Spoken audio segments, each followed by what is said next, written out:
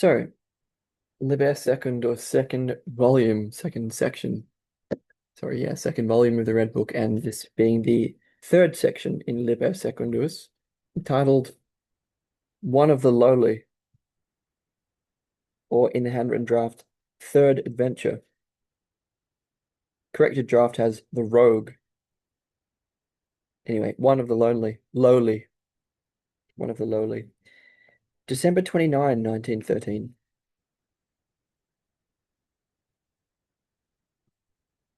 In the following night, I found myself wandering once more in a homely, snow-covered country. A grey evening sky covers the sun. The air is moist and frosty. Someone who does not look trustworthy has joined me. Most notably, he has only one eye and a few scars on his face. He is poor and dirtily clothed, a tramp. He has a black stubble beard that has not seen a razor for a long time. I have a good walking stick for any eventuality. It's damn cold, he remarks after a while. I agree. After a longer pause, he asks, Where are you going? I'm going to the next village, where I plan to stay overnight. He, I'd like to do that too, but will hardly manage to get a bed. Have you no money? Well, let us see. Are you out of work? He, yes, times are bad. Until a few days ago, I was working for a locksmith, but then he had no more work. Now I'm traveling and looking for work. I, wouldn't you work for a farmer? There is always a shortage of farm labor. He, working for a farmer doesn't suit me. That means getting up early in the morning. The work is hard and wages are low. I, but it's always much more beautiful in the country than in a town. He, it's boring in the country. One meets nobody. I, well, but there are also villages. He, but there's no mental stimulation. The farmers are clods. I look at him astonished. What? He still wants mental stimulation? Better that he honestly earn his keep. And when has he done that? Sorry. Better that he honestly earn his keep. And when he has done that, he can think of stimulation.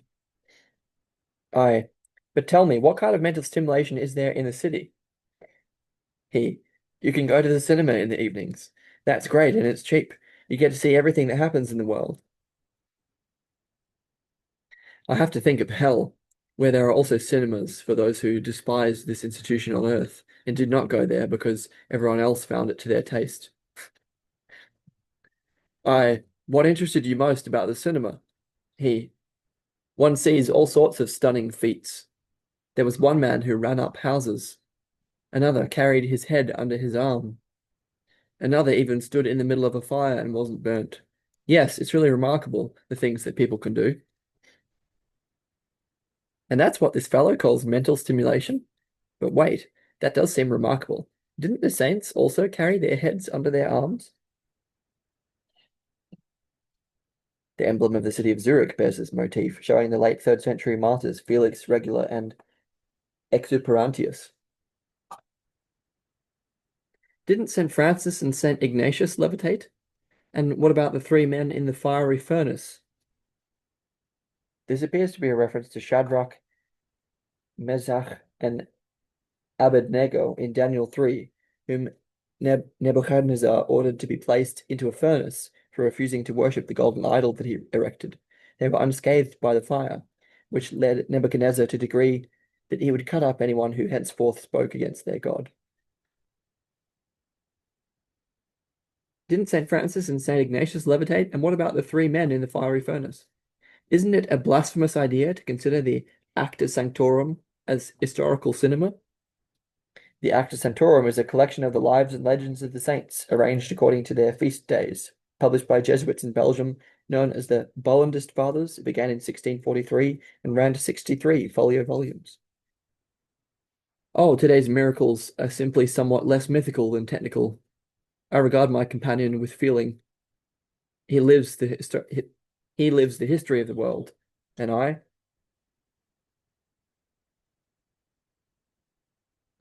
certainly it is done very well.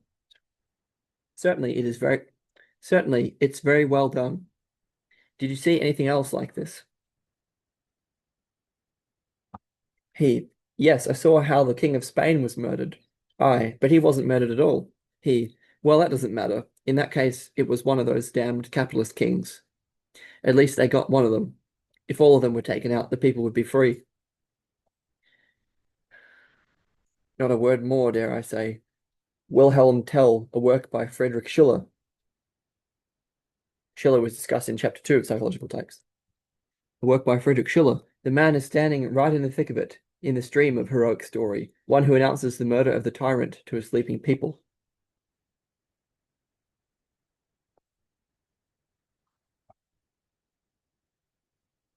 Clarify. In Wilhelm Tell, 1805, Friedrich Schiller dramatized the revolt of the Swiss cantons against the rule of the Austrian Habsburg Empire at the beginning of the 14th century, which led to the founding of the Swiss Confederation. In Act 4, Scene 3, Wilhelm Tell kills Gesler, the imperial representative. Stussy, the ranger, announces, "The tyrant of the land is dead. From now henceforth, we suffer no oppression. We are free men."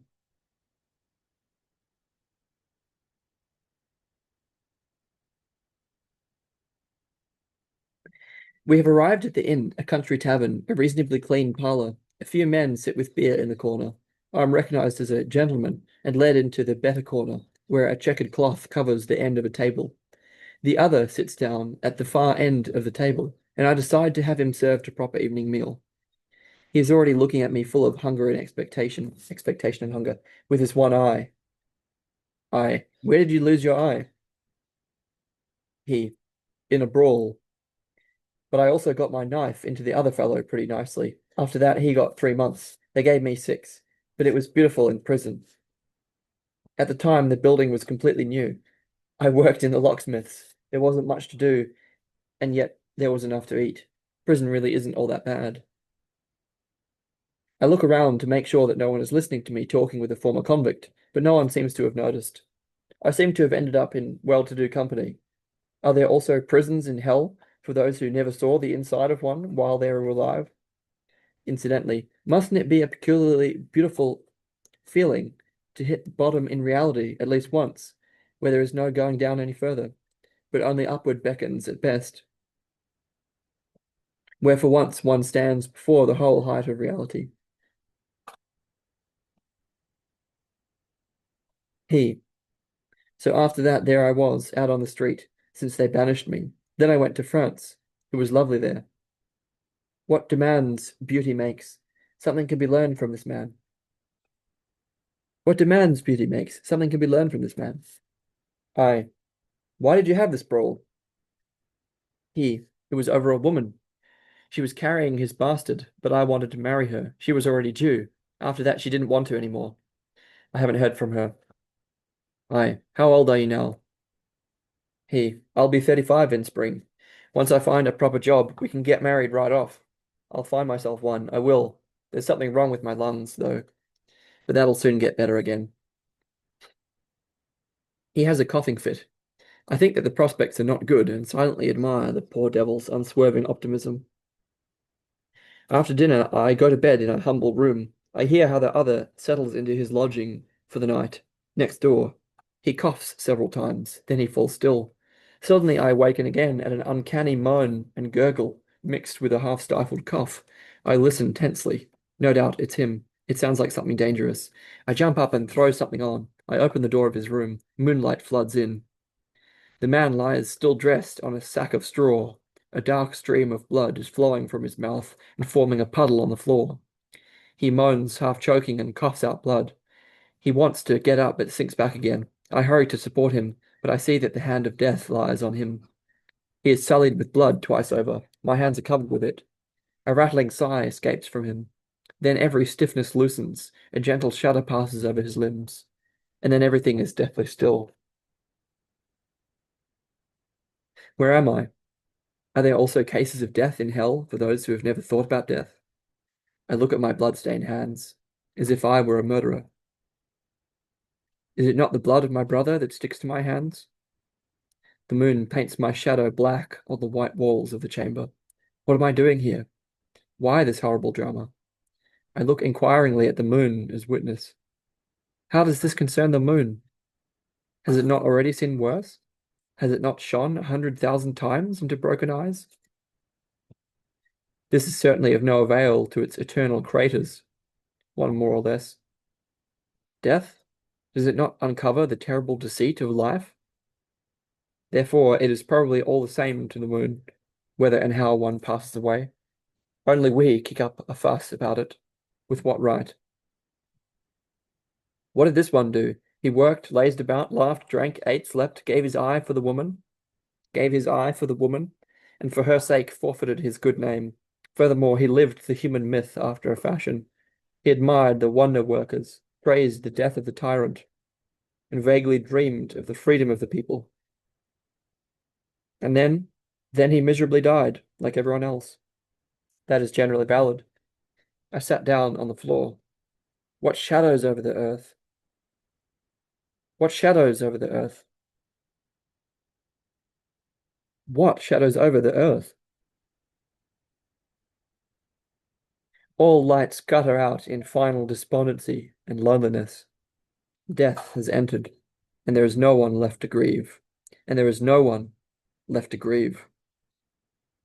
This is a final truth and no riddle. What delusion could make us believe in riddles?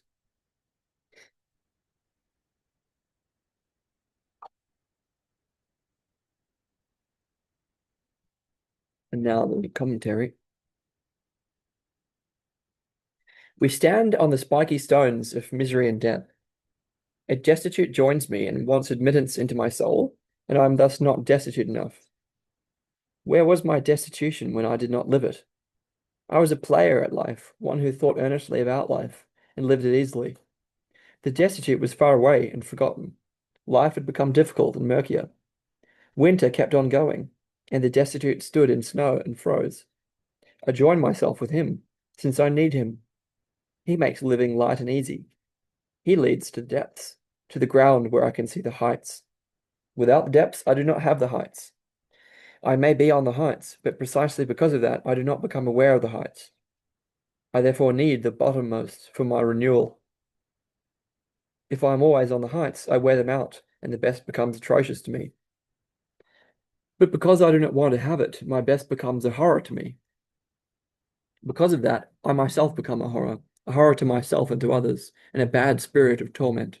Be respectful and know that your best has become a horror. With that, you save yourself and others from useless torment. A man who can no longer climb down from his heights is sick, and he brings himself and others to torment. If you have reached your depths, then you see your height light up brightly over you, worthy of desire and far off, as if unreachable, since secretly you would prefer not to reach it, since it seems unattainable to you. For you also love to praise your heights when you are low, and to tell yourself that you would have only left them with pain, and to tell yourself that you would have only left them with pain, and that you did not live so long as you missed them. It is a good thing that you have almost become the other nature that makes you speak this way, but at bottom you know that it is not quite true.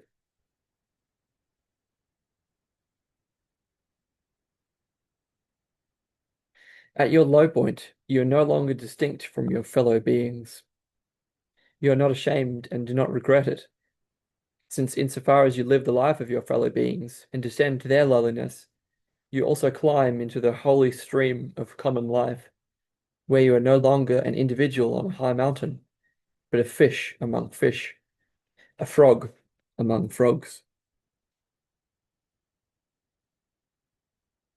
Your heights are your own mountain, which belongs to you and you alone. There you are individual and live your very own life. If you live your own life, you do not live the common life, which is always continuing, never ending, the life of history and the inalienable and ever-present burdens and product of the human race. If you live your own life, you do not live the common life, which is always continuing and never ending, the life of history and the inalienable and ever-present burdens and products of the human race. There you live the endlessness of being, but not the becoming. Becoming belongs to the heights and is full of torment. How can you become if you never are? How can you become if you never are? Therefore, you need your bottommost, since there you are. Since there you are. But therefore, you also need your heights, since there you become. If you live the common life at your lowest reaches, then you become aware of yourself. If you live the common life at your lowest reaches, Then you become aware of yourself. If you are on your heights, then you are your best, and you become aware only of your best, but not that which you are in the general life as a being. What one is as one who becomes, no one knows. What one is as one who becomes, no one knows. But on the heights, imagination is at its strongest. For we imagine that we know what we are as developing beings, and even more so, the less we want to know what we are as beings. For we imagine that we know what we are as developing beings, and even more so, the less we want to know what we are as beings. Because of that, we do not love the condition of our being brought low, although, or rather precisely because, only there do we attain clear knowledge of ourselves. Everything is riddlesome to one who is becoming, but not to one who is. He who suffers from riddles should take thought of his lowest condition. We solve those riddles from which we suffer, but not those which please us.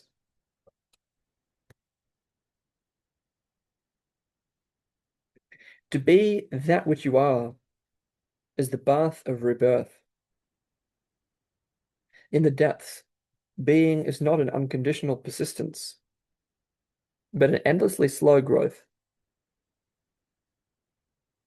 In the depths, being is not an unconditional persistence, but an endlessly slow growth. You think you are standing still like swamp water, but slowly you flow into the sea that covers the earth's greatest deeps, and is so vast that firm land seems only an island embedded in the womb of the immeasurable sea.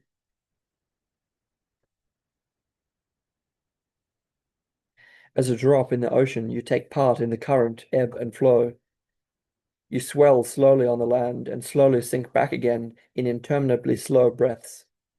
You wander vast distances in blurred currents and wash up on strange shores, not knowing how you got there. You mount the billows of huge storms and are swept back again into the depths. And you do not know how this happens to you. You had thought that your movement came from you and that it needed your decisions and efforts so that you could get going and make progress. But with every conceivable effort, you would never have achieved that movement and reached those areas to which the sea and the great wind of the world brought you. From endless blue plains, you sink into black depths. Luminous fish draw you. Marvelous branches twine around you from above. You slip through columns and twisting, wavering, dark-leaved plants, and the sea takes you up again in bright green water to white, sandy coasts, and a wave foams you ashore and swallows you back again, and a wide, smooth swell lifts you slowly and leads you again to new regions, to twisting plants, to slowly creeping, slimy polyps, and to green water and white sand and breaking surf. But from far off, your heights shine to you above the sea in a golden light, like the moon emerging from the tide, and you become aware of yourself from afar. And longing seizes you and the will for your own movement. You want to cross over from being to becoming, since you have recognized the breath of the sea and its flowing that leads you here and there without your ever adhering. You have also recognized its surge that bears you to alien shores and carries you back and gargles you up and down.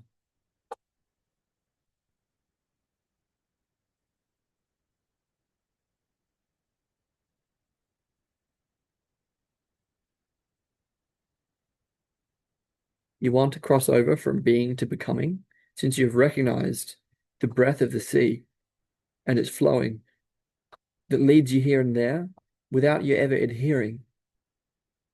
You've also recognized its surge that bears you to alien shores and carries you back and gargles you up and down.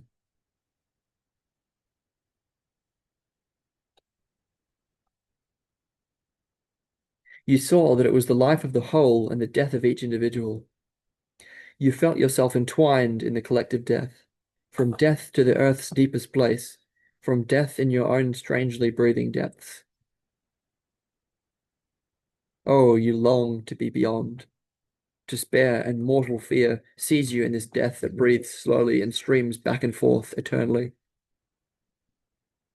All this light and dark, warm, tepid, and cold water, all these wavy, swaying, twisting plant-like animals and bestial plants, all these nightly wonders become a horror to you, and you long for the sun, for light, dry air, for firm stones, for a fixed place in straight lines, for the motionless and firmly held, for rules and preconceived purpose, for singleness and your own intent.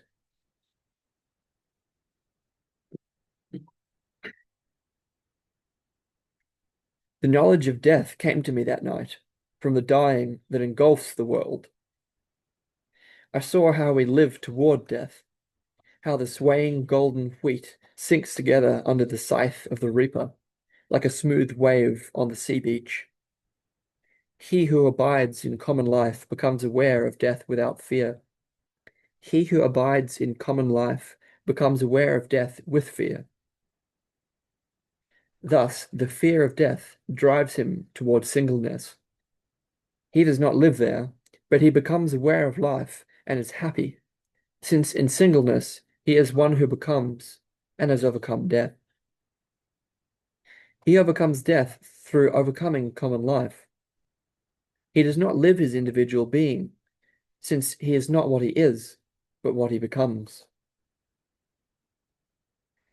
One who becomes grows aware of life. One who becomes grows aware of life. Whereas one who simply exists never will, since he is in the midst of life. He needs the heights and singleness to become aware of life. But in life, he becomes aware of death. And it is good that you become aware of collective death, since then you know why your singleness and your heights are good. Your heights are like the moon that luminously wanders alone and through the night. Your heights are like the moon that luminously wanders alone and through the night looks eternally clear. Sometimes it covers itself, and then you are totally in the darkness of the earth. But time and again it fills itself out with light. The death of the earth is foreign to it.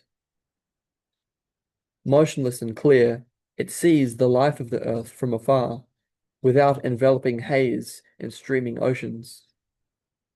Its unchanging form has been solid from eternity. It is the solitary clear night.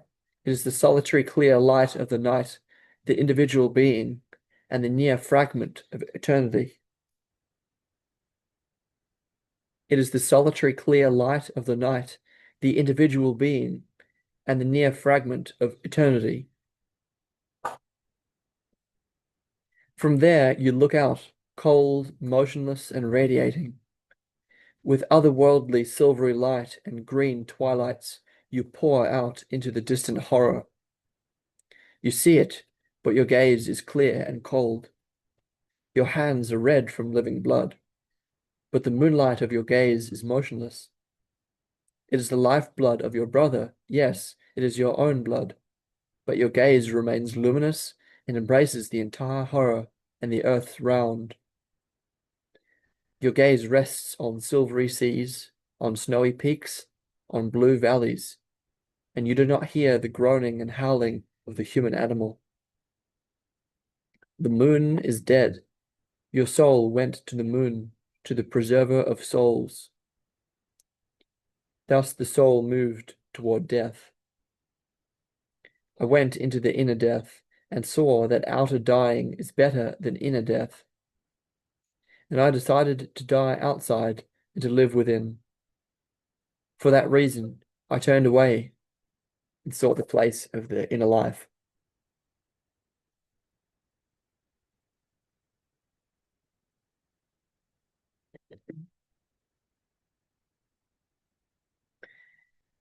In Transformations and Symbols of the Libido, 1912, Jung cited beliefs in different cultures that the moon was the gathering place of departed souls.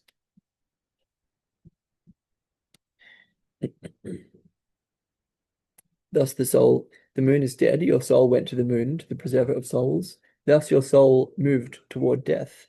The draft continues, I accepted the rogue and lived and died with him.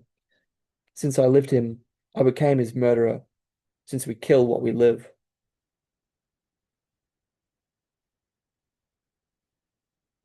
I went into the inner death and saw that outer dying is better than inner death. And I decided to die outside and live within. For that reason, I turned away from death and sought the place of the inner life. That being the third section in Liber Secundus, second volume of the Red Book, entitled One of the Lowly. And it is still 24th of July, 2025.